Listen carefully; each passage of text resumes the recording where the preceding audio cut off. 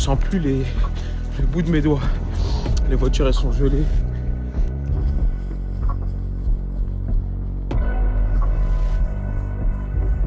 Regardez ce qui s'est passé.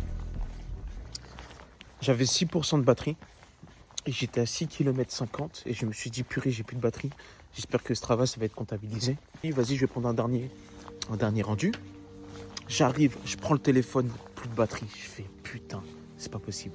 Donc en arrivant chez moi, je savais que j'étais à 10 à peu près parce que je suis arrivé à minuit 10, minuit 9 et je suis commencé à courir à 23h.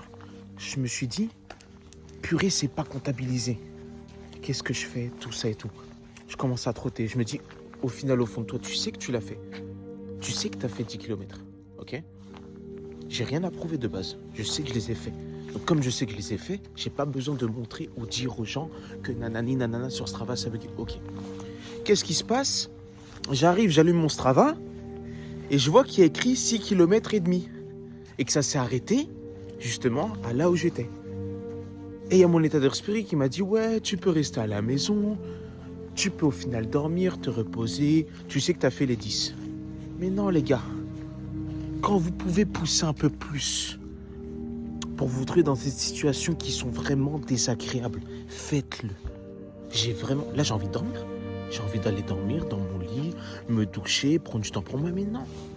Parce que je sais qu'au fond de moi, le fait de prendre cette décision, ressortir et faire les 3 derniers kilomètres, même si je les ai déjà faites, c'est que pour moi.